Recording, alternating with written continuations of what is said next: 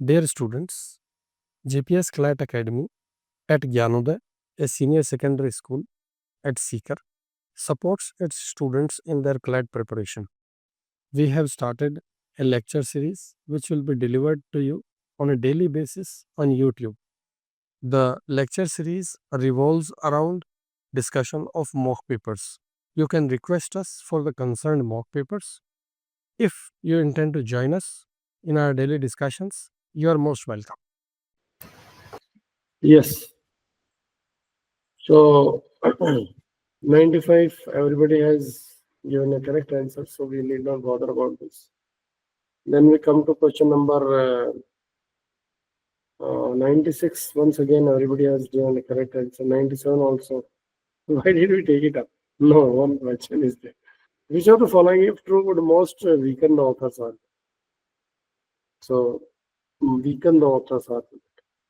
Research finds that reasoning has no impact on happiness. This is the entire crux of the paragraph, that happiness is all reasoning, right? Governments make happiness therapy free and accessible to all. If this would be, I think this is directly on the point. Research finds that happiness has no impact. Reasoning has no impact on happiness. That is directly on the point. Rest of all of them are tangential. Governments make happiness therapy free and accessible to all. Far-fetched.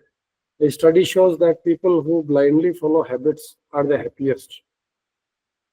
He says that habits are a problem. Habits are not a solution. When individuals actively seek out logic-based methods to improve their lives, they don't. They are guided by thumb rules. They are guided by their uh, preconceived ideas. So that creates a problem. I think that is straightforward question 98. Then 99th question, studies need not take it up because it is everybody has marked it correct. Based on author's arguments, which of the following must necessarily be true? All right. Which of the following must necessarily be true? Humans repeat their habits more than they consciously evaluate them. That is true, it becomes a second response. Happiness is a concrete and measurable experience. No, this is all intangible because it is in the realm of reason. Following widely accepted habits guarantees a happy life. No, we have to break the habits. We have to be aware of our habits, in order to overcome the effects of faulty reasoning. If habits have been instituted due to faulty reasoning, then we have to counter that. And that happens almost in an intuitive way. So it becomes difficult for us to even become aware whether something is coming in the way of our happiness, because unhappiness based on repetitive acts and repetitive acts based on illogical habits. This is what guarantees lack of happiness or unhappiness. There is no connection between reasoning and emotional well-being. Author talks to the contrary. He is taking a stand which is diametrically opposite to this. This is word meaning, so I will not touch it. I guess, can we remove the word meanings from the paper? Because word meanings you are already doing in a very nice way. What do you say? Should we remove the word meanings or should we indulgence is a, what do you say? Remove the word meaning. What do you have to say, Priyanka? Should we keep the word meanings or remove the word meanings? Sir, as far I have observed, the wordings are not that much asked in our CLAT exam. They are basically just asked in English only, and there will be only 3 to 4 questions only. So you are just giving a more weightage to wordings in our mock test. So I think you should remove them. Yes, Rayan, what do you have to say? I'm neutral. Neutral. Look, word meanings, why they are important? The reason is if you have a large vocabulary, then it means your reading speed will be faster. You will understand what the author says in exactly the same sense in which he intends to say it. That is why so much focus is put on word meanings. Questions may not be there. You're right. Questions, there may be only one question, and that to be in the English comprehension portion. But then, presence of a huge vocabulary with you, and not merely finding out the meaning of the word on the basis of context. Without context, also, you already know what is the meaning of the words. Then it helps you quicken your pace of reading, helps you quicken your comprehension, and of course, it helps you quicken your expression, betters your expression. But then this is not an exam of expression per se, at least not verbal expression. Um, you can say yes, expression of how you understand that kind of thing and appreciate. So I think word meanings have their role to play. Don't dilute the importance of word meanings. Word meanings will have an indirect impact on your overall performance. Therefore, give importance to word meanings. Right? We will play down the word meanings. We'll reduce them, but we will not eliminate them. I mean, there won't be more than one, maximum two questions on word meanings in one passage. So if you have those powerful vocabulary with you, that will be an asset for a lifetime, and particularly in an exam like CLAT.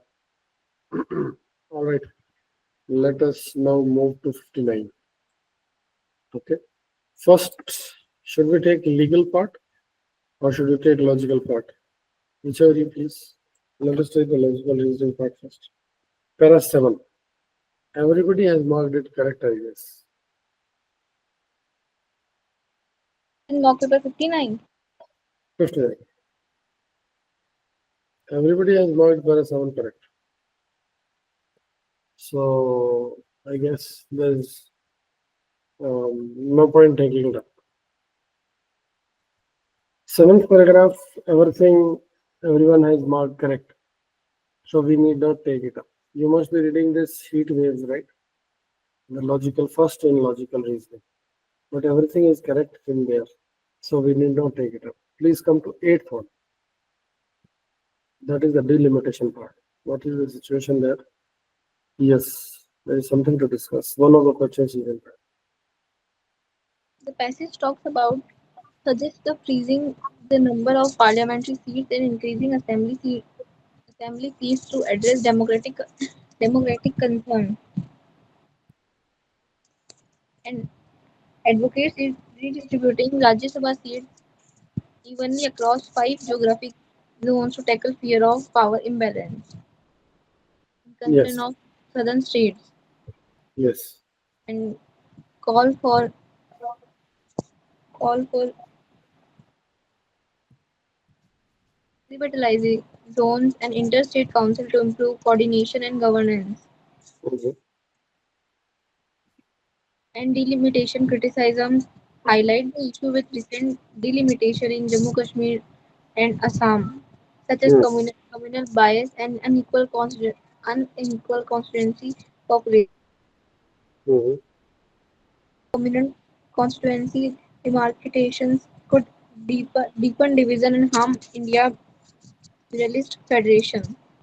mhm, And and emphasizing addressing both power and imbalance and communal division to safeguard national unity. mhm. So I do not have Mock 59. Okay. So you have finished responding to mock 58? The quantitative attitudes has to be done, but everything else is just finished, actually. Okay. So should I forward this to you? Yes, sir. So basically, this article is a warning.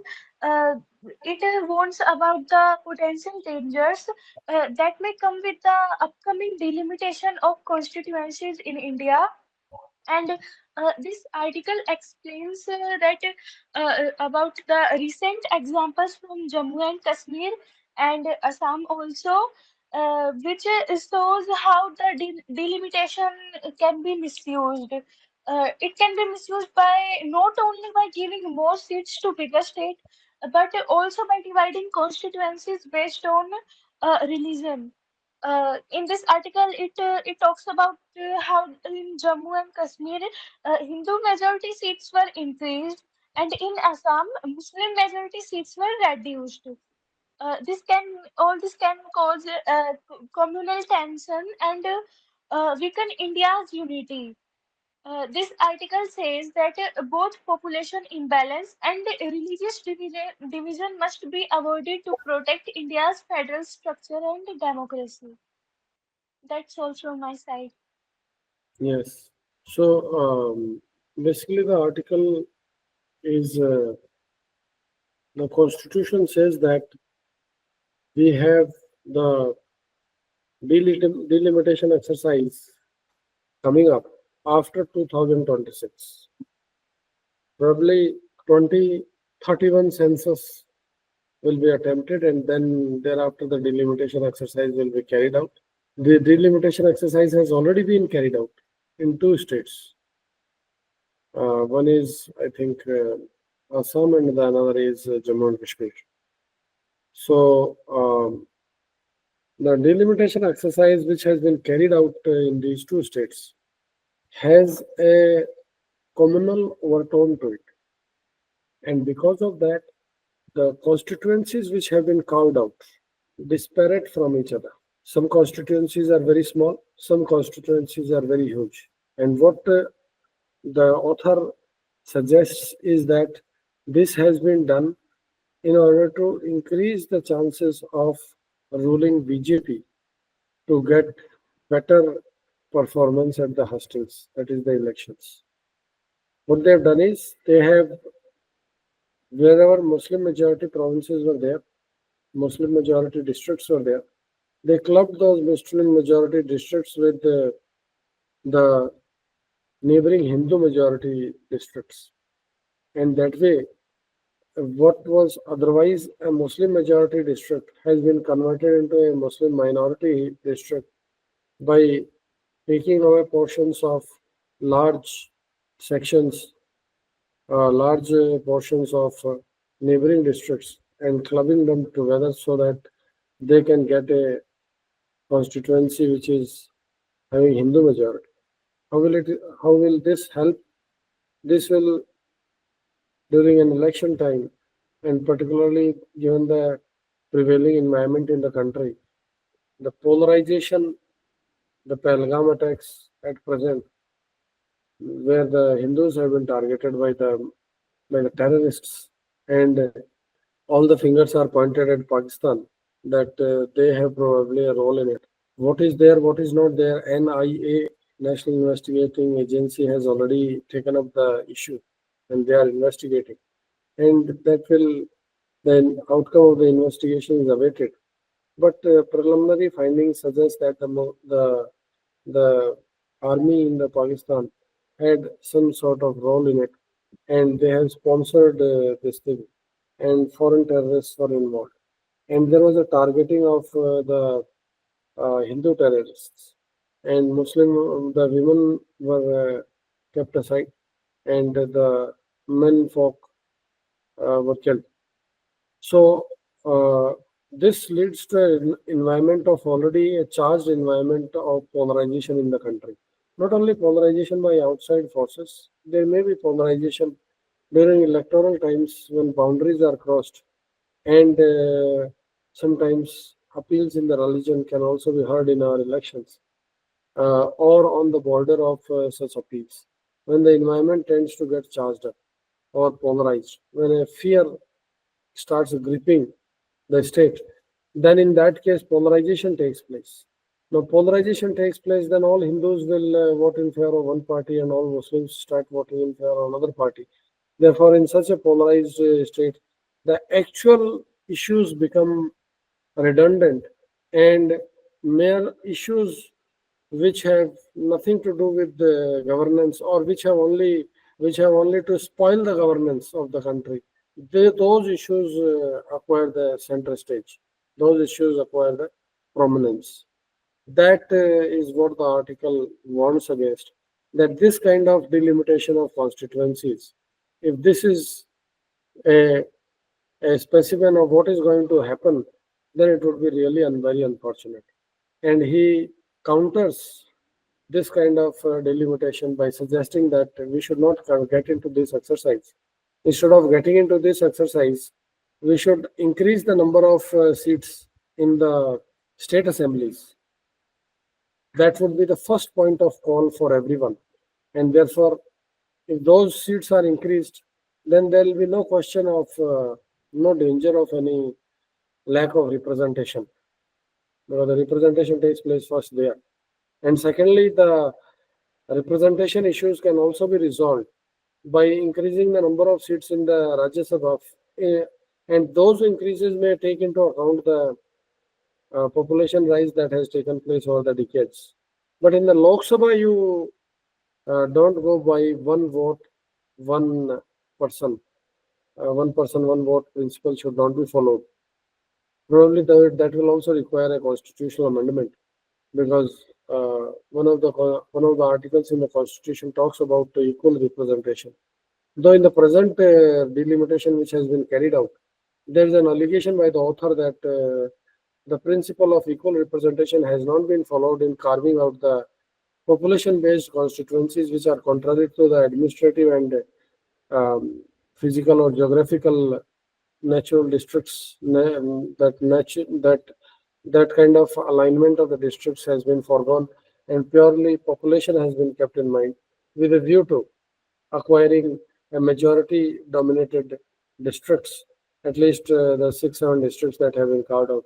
That is how it has been done. The whole exercise is in the backdrop of the constitutional requirement for equal representation, one person, one vote, and the impact that it will have on the north-south divide in terms of representation in the Lok Sabha is what is the prime concern of this article, right? So, having said that, now let us take up the questions one after the other. 55th question, 54th question is correct. 53rd question is also correct. So we will not touch that. 54th is also correct. 55th question only 50% correct. Based on author's argument, which of the following must necessarily be true? So Southern Council has met more frequently than other zonal councils. That is a matter of fact which can easily be ascertained from the paragraph. But then this does not seem to be true.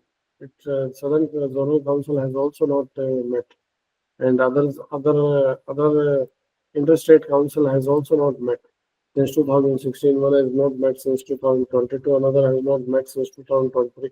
All those details are there in the paragraph. Communal demarcation of constituencies polarizes voters.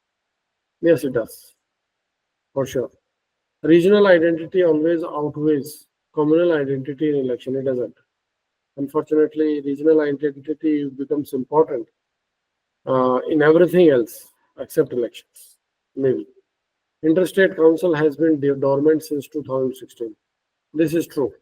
Interstate Council has indeed been dormant, and you can easily check from the paragraph whether it is from 2016. I think it is from 2016 it has been dormant. You can see it here.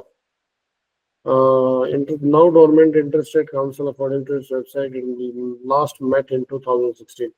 This is already given in paragraph number first, second, third paragraph from the top. Right, third paragraph from the top, and last two lines. There, it is given. So I think this is also very clear. Now, which of the following must necessarily be true? This is the whole thrust of the article. Therefore, this has to be necessarily true, right? The entire article focuses on communal demarcation of constituencies polarizes voters. That is where the thrust of the entire article is, right? So this is correct.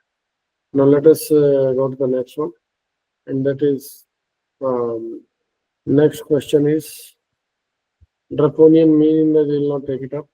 Then there is, based on author's argument, which of the following, if true, would reduce the decline in value of euro? Okay, next passage has come. All right, please come to the passage ninth. This passage talks about the fluctuation in the euro dollar exchange rate. After Trump elections, market optimism about his policies, tax cut rate deregulations, boosted the dollar while the EU faced economic stagnation and political uncertainty. Yes. post-inauguration of Trump focus on tariff and government cut dampen U.S. growth prospect. U economy shows sign of improvement driven by fiscal stimulus and leadership from Germany. Euro and weakening dollar affected the rupee exchange rate and benefiting Indian import due to stronger rupee against the dollar, but challenging export to the euro area and due to weakened rupee against the euro. Mm-hmm. Yes, Chandra, what do you have to say? So this passage explains the recent changes in the value of the euro compared to the US dollar after the Donald Trump's elections. And in this passage, it talks about that after the Donald Trump won the US election, the euro weakened because a market believed that his policies would boost the US economy. But after Trump took office, he focused more on tariffs and government cuts, creating uncertainty and fears of slower U.S. growth. Uh, it results in the investors started pulling money out of the U.S. market, and and it led to the weakening of the dollar. But but on the other side, Europe's economy began improving as EU countries decided to spend more to boost their growth, and this shift made the euro stronger against the US dollar. So this paragraph is basically about how the euro has become stronger and the US dollar has become weaker comparatively. So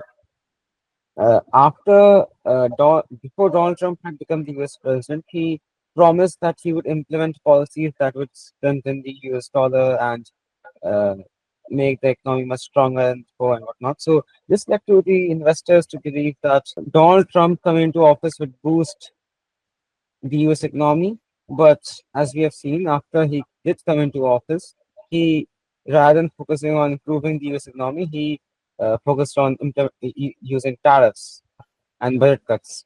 Due to this, there was a lot of economic uncertainty, and this slowed the growth expectations in the US markets. But in the meanwhile, Europe's economic outlook had improved as European leaders tried to stimulate their own growth and invested into their own sectors. Because of this, investors' trust had risen in the European markets, and therefore, investors' money had flowed into the European markets, due to which there was a rise in the strength of the euro, and as a reciprocal, there was a weakening dollar. It Yeah, also mentions about how a weaker dollar is going to uh, it help India control its inflation, and due to the strengthening of the euro, India's exports to the European is going to be much more profitable than before. basically, this article highlights that economics is as much about sentiments as it is about other factors. Sentiments, investor sentiments, the market sentiment, the market environment, these have an actual value when it comes to trade and economics. And here there was a here is a situation wherein we find that the dollar has actually initially the dollar was at a high, and initially dollar was in a high means the dollar has seen bullish trend, means more and more people are acquiring the dollar, and more and more people acquiring the dollar means the dollar becomes expensive. That means it strengthens against all other currencies, and it becomes scarce. Scarcity adds to loss of supply and increase in demand, and this adds to increase in valuation. And this is exactly what happened. The sentiment took the market by storm, and the dollar started appreciating. When Donald Trump gave the promises that there will be a cut in the taxes and that he will start deregulating the economy, then entrepreneurs and investors and industrialists started thinking that this will usher in a lot of economic activity in the US, and therefore people started stocking up the dollar. so that they can make investments in the US. But shortly thereafter followed the tariffs, and whereas the pre-announced agenda of tax cuts and the deregulation did not materialize. So when the tariffs were imposed, and he was quite serious about the tariffs, and he stopped the tariffs only when the tariffs imposition of tariffs started seeing a capital flight.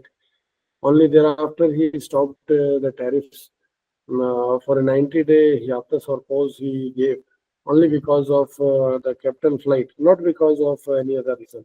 Now, in this situation, the European leaders took a hint that they had to now uh, give some impetus to economic activity, and they started relaxing the austerity measures which they had been taking since 2008, and they started implementing the measures, steps to boost economic activity. Now, because of that boost, while the situation was very uncertain in the US, the situation was also uncertain because many of the decisions that President Trump took landed up in challenges before the courts. So that also added to the uncertainty, apart from the uncertainty faced by the investors as to what would happen to the prices because of these tariffs. There might be a recession or a slackening of demand. Added to it was the cut in the government workforce also. That would also lead to that may also lead to recession and cutting back of production and an economic slump in the economic activity. There might be a slump. So all these factors led to a rise in the euro vis-a-vis the dollar. So this is what this article talks about. Now let us go to the questions. First question is 58, which has been marked correct by both. Then second question is 59, which has been marked incorrect by both. Based on author's arguments, which of the following, if true, would reduce the decline in value of the euro? Reduce the decline in the value of euro. Increase in importance of the euro. So that would mean strengthening of the euro. So the question is, what would, which of the following, if true, would strengthen the euro? So European Central Bank lowers interest rate. If the interest rate is lowered by the European Central Bank, will it lead to strengthen? Will it lead to strengthening of the euro? It may, it may not, because if European Bank lowers the interest rate, then and if the economy does not pick up and the interest rates are lower, then actually there may be a capital flight instead of spurring an economic activity. Everything depends also on what is the economic environment in which the decision is being taken. Because as I made the opening remark that economy and markets, the stock markets and others, basically respond to the sentiment. It is as much about the sentiment, the environment, and all other factors, and not only about performance and hardcore factors. So European Central Bank, if Central Bank lowers the interest rate, it can have either way. That depends on the prevailing market sentiment. US economy accelerates its growth. If US economy accelerates its growth, then can it arrest the weakening of the dollar? No, it may. Why? Because if the US economy accelerates, then it means the US can order more of European imports. If European imports are going to increase, then it means there will be more and more production. Production activity will be stimulated in Europe. Production activity stimulated means there is better economic results, better growth, better jobs, better employment, better outlook, better environment. Everything becomes better. So economy, if US economy accelerates, there might be a general generally it might be good for the entire world, not only for the Europe, for that matter, because whoever is importing into the US or exporting to the US will definitely gain by it. If the US is in a recession or in a slowdown, then it will definitely impact India also, because US is a huge market for Indian products. Likewise, it will impact Euro also, Europe and Euro also, because once again, US is a huge market for the whole world. If the US economy goes down, then Euro's stability will also be affected. India's stability will also get affected. Chinese currency will also get impacted. Then the European Union increases austerity measures. Now, if austerity measures are increased, then in that case, entrepreneurial activity might slide. That is also there, which is contrary to what they have done. Then US government stops imposing tariffs. If the US government stops imposing tariffs, then definitely it will have an impact. Wherein, suppose the US government stops imposing tariffs, then what is going to happen? Then those European industries which were badly affected by tariffs will not be badly affected. So they will be able to contribute better to the stability of the euro, right? And if the US government keeps on imposing tariffs and widens the tariff base, then in that case, more and more more and more industries or firms which are impacted by the tariffs, they will see less and less market access. If the less market access is there, that means production will go into a tailspin. And if production goes into a tailspin, that means euro goes into a tailspin. The economy becomes weaker. If the economy becomes weaker, and in such an environment, if the first option is also taken, European Central Bank lowers interest rates, then in that case, capital flight might result, because the economy is in doldrums or in low spirits, right? So that the choice which comes directly on the point seems to be choice number 2 only, because if US growth accelerates, that would be good for the whole world, for the euro, for the rupee, for everyone. So this is a global point. This is a point which has a large impact, right? If the US economy accelerates, then there is a likelihood of the European economy also accelerating, because those industries which are having US as a large market will definitely grow. And if they are going to grow, then others are, even if the others remain where they are, and those which are exporting majorly to the US start growing, then it is going to bring about a decline, the strengthening of the euro. Come to question number 60. Based on author's argument, which of the following, if true, would reduce the increase in value of the euro? So reduce the increase in value of the euro means what? Means which would basically weaken the euro, right? Reduce the increase in value of the euro. So which one is going to weaken the euro? EU economy shows a decline in growth projections. Definitely, it will weaken the euro. If the economy declines, then the market sentiment is affected. Market sentiment is affected, capital flight takes place. Capital flight takes place, euro weakens, because there is no demand for euro then.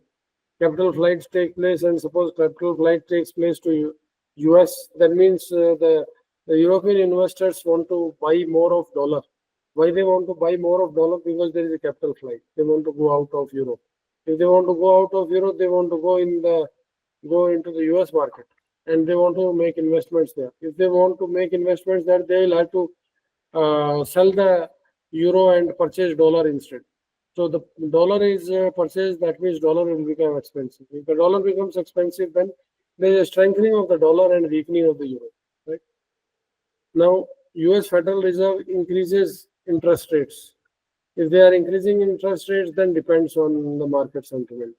If the market sentiment is positive, then increase in interest rate might attract the investors. If the market sentiment is negative, then increase in interest rate might lead to capital flight, right? Because then they will start seeing better pastures. This is exactly what forced the hand of Donald Trump. The capital flight started taking place. Investors started withdrawing their money.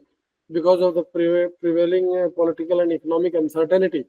And this alarmed the US administration, and they had to put a pause on the tariff business that they were doing. And so everything depends in economy as much about market sentiment as much about the real facts. European Central Bank cuts interest rates. Now, as I told you, the interest rates can play both ways. They can lead to capital flight, they can lead to more investment, they can spur the investment. US imposes no new tariffs. If US refrains from this tariff business, then it will be good for everyone, because then the likelihood of recession is gone.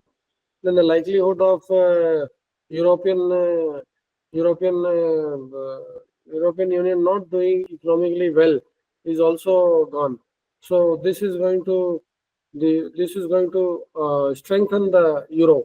But here the question is reduce the increase in value of the euro.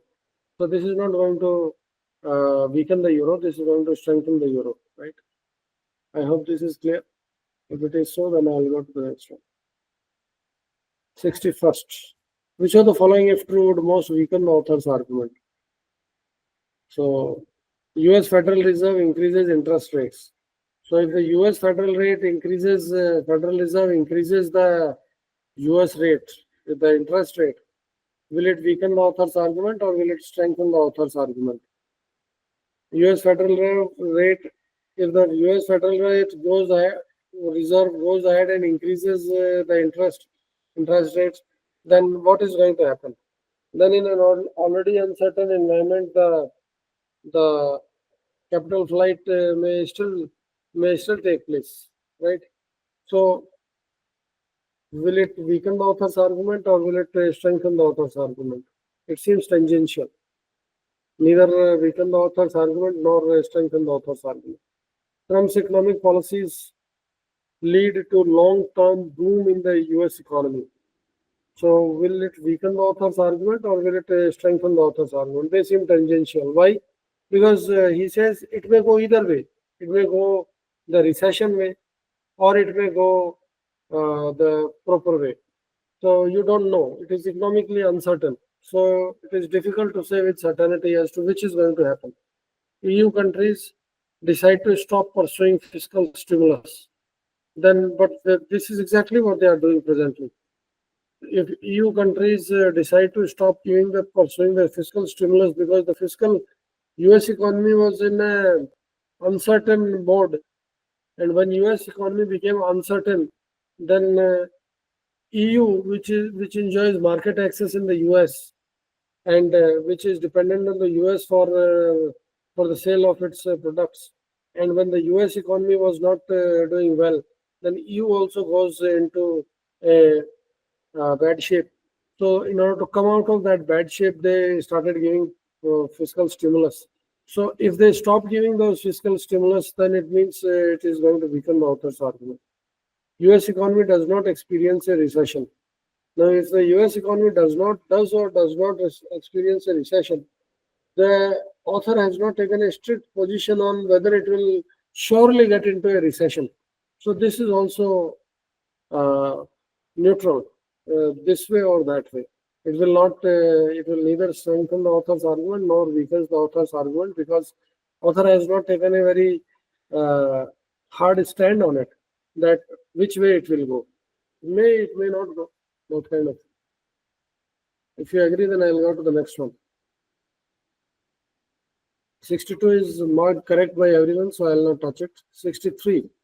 Yes, based on author's argument, which of the following must necessarily be true? So, which follows from the arguments made by the author? This is the question.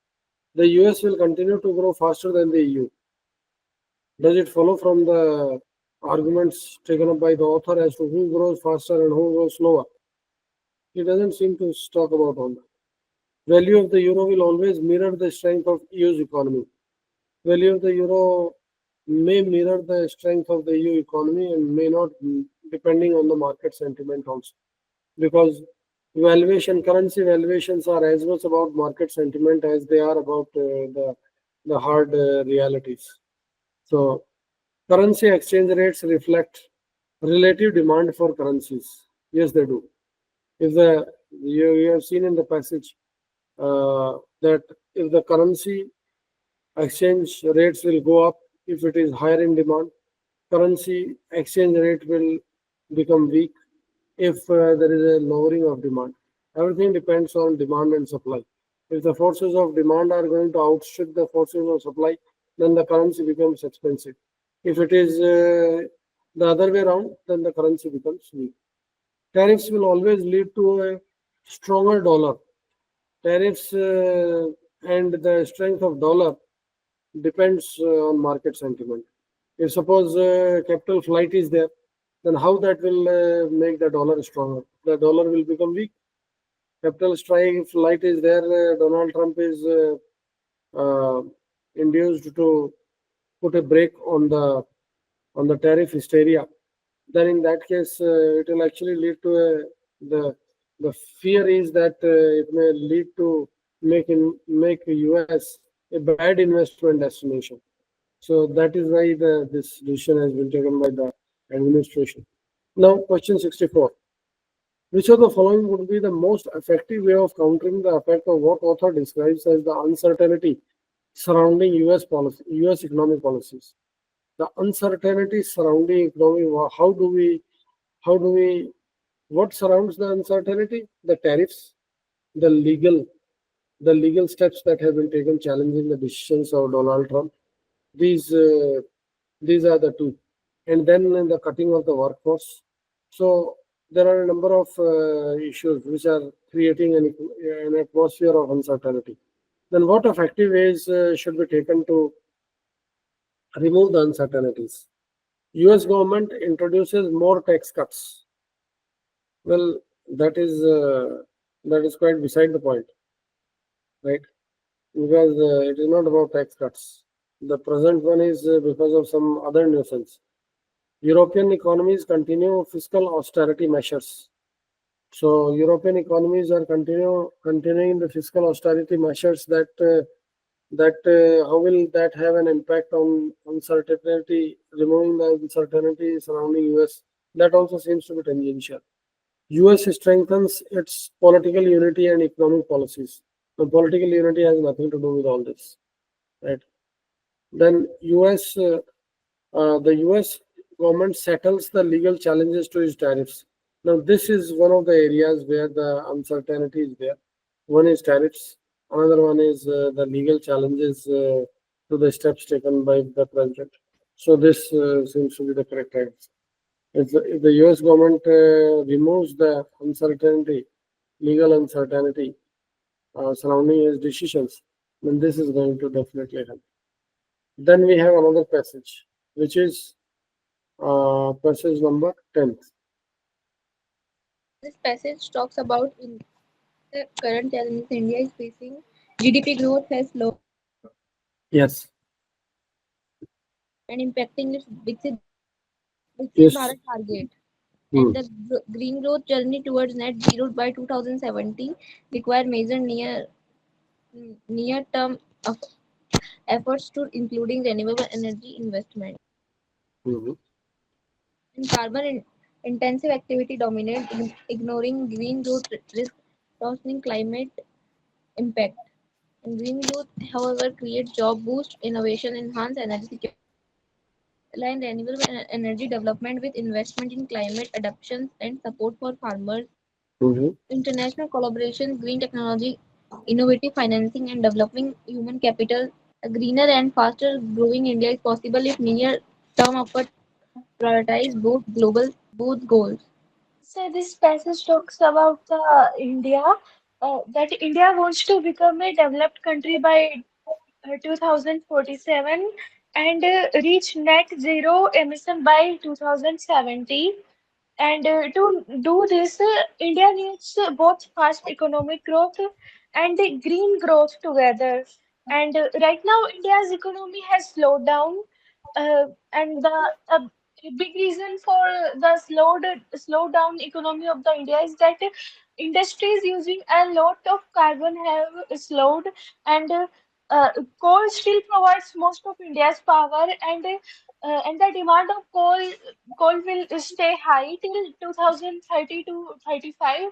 But if India grows green growth, it will face problems like big loss in farming due to climate change, and also lower worker productivity because of extreme heat, and export export losses due to carbon taxes from other countries, and high risk from depending on imported oil and gas. And on the other hand, if India wants to increase its green growth, it can create the green growth can create 50 million new jobs by 2070, and add US $1 trillion to the economy by 2030. And it can also improve health, energy security, and technology innovation.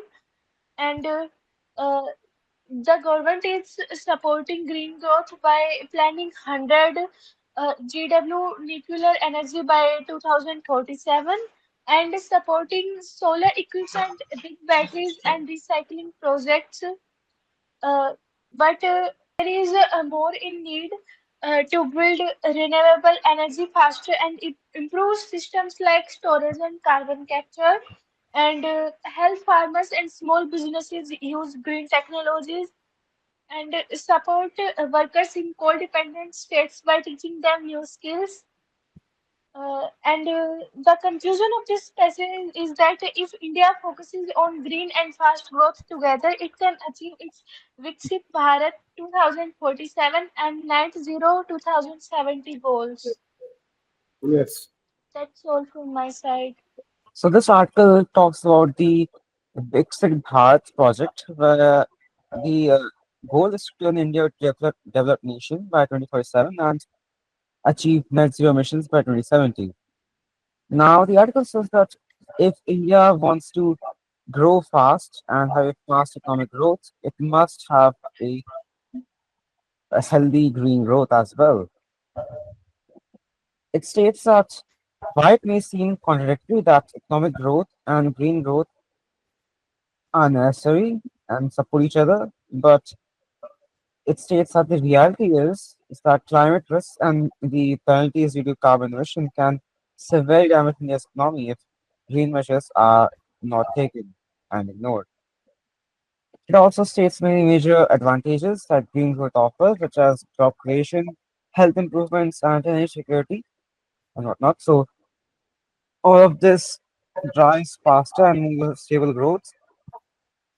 If India wants to succeed in its mission to develop, then India needs a far more holistic strategy and invest in renewable energy sources, give subsidies to small businesses, and manage the disruptions in coal-dependent areas.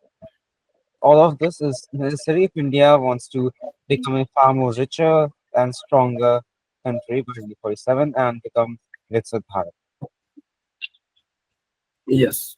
So this article talks about challenge before India. There are three challenges as identified in this article. The first challenge is making a transition from the carbon intensive growth to the green intensive growth. So that is a challenge. Why that is a challenge? Because that requires upskilling and reskilling. Reskilling and upskilling. That is one. How we are going to do it? Number one. Number two, that requires infusion of fresh technology. How we are going to do it?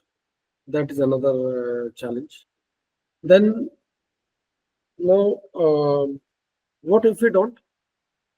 If we don't take up the challenge of greening up our economy, then what are we going to face? Then he said, then the author, who is a professor in a US university, he feels that then we'll be shooting ourselves in the foot, because the more and more carbon intensive we become, the more and more we add to the global carbon footprint. And the more and more we add to the global carbon footprint, then the more and more problems we invite. And in overcoming these problems, we will make more and more investment, which will be counterproductive, which will actually rob us of whatever growth and whatever positives we have on our side. How that is going to happen? He gives 3-4 illustrations that there will be a carbon border tax that situation. Carbon border tax has already been implemented by the European Union. Now they are considering the fact that you have your products, your industrial products are not environmentally benign. Means the you have used coal and we have used natural gas, or we have used renewable energy in producing our steel, coal, cement, and all that, all those heavy infrastructure capital goods. If the raw materials that are consumed in creating those goods, if that is coming from coal, something like which is dangerous for the environment, then in that case we will impose a tax on you. And basically, so the carbon border tax, they call it CBT. So CBT we are going to impose, and that is going to come in the way of our growth. That is one. Then there are other ones like the adverse impact of the the heat. The heat events are there, heat strokes are there. That is going to rob us of the man days, the labor days that will be lost, and that will be a loss for the economy. But what the author seems to be suggest is actually a cumulative whole, means taken aggregate of all actions. If all states start acting in unison, then only these losses can be prevented. If India alone does, if India alone takes these decisions to shift, to make the transition from a coal-based economy to a green economy, totally green economy, then the adverse events still will not be um, countered. Why? Because India acting alone will not be able to produce the or will not be able to prevent the forthcoming uh, adverse impact of the extreme heat that is going to come, or the climatic fury that will have its own consequences. That is going to be unleashed, and it will have its own consequences. You see, so what the author says is that if India doesn't go green, then the consequences will be not only to India but to the world as a whole. But the world as a whole has to act in unison for those consequences to come about. Of course, it cannot be denied that if India doesn't, then definitely there will be an impact, surely. But if other countries are acting in unison with India, then the impact will be much lower, and the economic fallout of that will be less adverse and less contrary. So that is one part of the critique that the author gives, and that critique basically it is a sound critique, but it overlooks the fact that there has to be a action in unison if we have to ward off the adverse impact of climate change. And it does not actually, it won't come about only by India, but if India does not contribute, definitely it will worsen the situation for sure.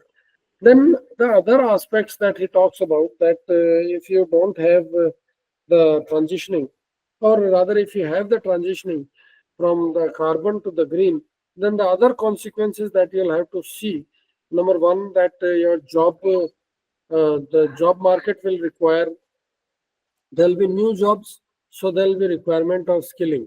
So there'll be, and besides the existing workers are there, they'll have to be reskilled, and some of them will have to be upskilled. That is one. For that, the author says that there must be international collaborations, world-class international collaborations with the with the firms which are operating in the realm of skill training, That is one that the author suggests. And then the second one is that where from the money is going to come for affecting the transition from a low cost economy to a high cost economy. Renewables will are likely to increase the cost, at least increase the cost upfront, because you are switching off your existing systems are becoming redundant because they are based on thermal, they are based on coal, and you are getting into systems which are expensive in the world market. So where from the money is going to come? That is another one, and he comes up with a suggestion that the money is actually going to come in from green bonds that the government of India can consider floating, and technology transfer and technology infusion, for which also India will have to collaborate with the developed countries. Basically, this is the matrix in which the article operates. This is where the article is there. Now, having said that, um, it's already 6. Should we go to the questions, or should we take up the questions tomorrow? Or are there any questions to be handled, or all of you have marked them correct? Let us at least examine whether we have to. Yes, there is a one question at least. There is one question, and then there's only one question, so we can as well do it instead of postponing it to tomorrow. Only one question. All right. Yes. Based on author's argument, which of the following, if true, would reduce the decline in value of India's export revenues by 2040? So, reduce the decline in value of India's export revenue means India's exports will go up by 2040. So, what should we do according to the author that Indian exports shore up? What can we do? Increased dependence on coal. Increased dependence on coal invites CBT, carbon border tax, so we should not do it. Delay transition to renewable energy technologies. This is the same as the first point, so it doesn't make any sense. Adoption of decarbonization practices across Indian industry. This is exactly the whole thrust of the entire argument, entire passage. Growth in emission intensive manufacturing, which is the same as choice number 1, second, and the fourth one.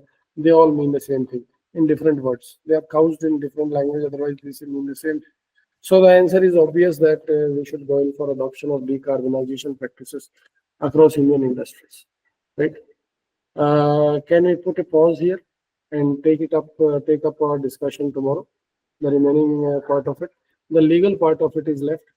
Please do a pre-read, and then you can come to the class and discuss. Regarding Pukhrajji's class yesterday, there was a problem. I had to go outside, and poor fellow is new with this media, so he got stuck, and he did not know how to move out of the situation in which he had got. So I told him that just tell the students that he will make up. So don't worry. Tomorrow or the day after, he will continuously take a class instead of taking one class per week for 30 minutes or 45 minutes. He will also take the class on a daily basis. The timing will be mutually agreed with you. So tomorrow, day after tomorrow, we will start doing that. So you don't have to worry about the quantitative aptitude part of it, right? And anything else? Any suggestions? Any comments? Anything from your side? How we can do things in a better way? What we have done, first I will tell you, probably from the side of Priyanka, that the question papers are very easy. So what we started doing is that when a passage is given to you, we started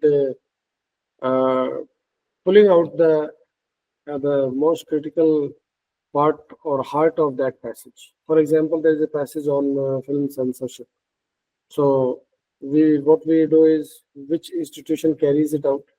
That is, there is a center for film certification. That is the film board. That institution carries it out. So what are the judgments of the apex court on whether there can be pre-censorship of when there can't be any pre-censorship of news items, why there should be pre-censorship of movies? there is a judgment of the apex court, which we have already done in the mocks, I guess, if you remember correctly, if you have paid the attention. There is judgment of. So we have started drawing out on the underlying concepts a little bit more. We have been doing it also, but we have started paying increased attention to the same. So that will do away with the problem of mocks being too easy and not giving the challenge that they should be giving, right? That is number one that we are doing. Number second, your quantitative aptitude will be taken care by professor on a daily basis. So that also will help you a lot. And third, I guess the legal and logical part, legal part has been strengthened in the sense that what we do is we don't take the article as it is from the newspaper. We will start editing the newspaper article. We start putting fresh information and try to make it more comprehensive. When we do that, then you have better questions in the sense that questions don't get repeated. This on the same legal proposition, you won't have two questions unless the proposition is very important and we have to drive the point home. Then only it gets repeated, and you'll have a vast exposure of the diverse shades of opinion and diverse shades of legal propositions that are there and the diverse situations in which those legal propositions can be applied. So that also we have already started implementing, and you will start seeing the effects in subsequent mocks. Regarding logical reasoning, I guess what is going on is not off the mark. It's okay. It's not so easy. It does provide a sort of challenge, but I have seen that after students have started making presentations, then their performance in the mocks has started improving. Initially, the number of questions which you used to mark wrong in the logical portion was higher, but slowly and slowly it is coming down, and gradually it will become okay once you have practiced sufficient number of mocks, I guess. Any suggestions from your side? English needs to be more and more passages from actual literature have to be given, because presently whatever comes in the newspapers on the English side is also taken up. But then there we are making efforts to introduce more and more literary passages, because you will encounter out of 5 or 6 passages, you will have like 4 passages uh, which are uh, which are news, 4 passages which are literary, and 1 passage that is not literary, which will be on legal plus English. So that effort is also being made by us. If you have any other suggestions, you please come forward and let us know. As you are giving the suggestions, we are going on improving and altering our strategy. And whenever you have something in your mind, then please do share it. That is a feedback for us, and that enhances our efficiency. If you think you should be doing 2 mocks a day, then we will try to do that also. But this is also important as to how you handle the paper after it has been submitted, and how you review those questions which have gone wrong, which have been responded incorrectly. That also has to be reviewed at your own end, and try and implement one global strategy, and that is, don't try to overlook any information in whichever part of the test paper it comes, whether it is, even if it is in even if it is in the quantitative aptitude section. If you think there is some element of truth on it, then please don't hesitate in taking that up, marking that up in your PDF that you will save on your local disk. So that whatever comes, you should be very, very comprehensive in gathering the information, and that will definitely help us. Instead of then if your information package continuously keeps improving, then what is the philosophy behind I making you make the presentations? Why do I make you do the presentations? The idea is that you should be able to shift across thought. If you are able to shift in the between the arguments, if you can distinguish the arguments one from the other, and if you can verbalize something that is in front of you, then it means you have learned it. And once you have learnt it, then it means that is a part of your information package. If it is a part of your information package, then it means that if any information related to that passage comes in the paper, you already have a head start. You already have an exposure to that. So that is the whole idea why this thing is done.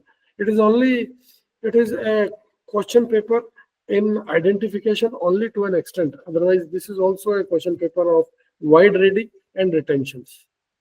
All right, Vita, we close for the day and see you tomorrow at the same time.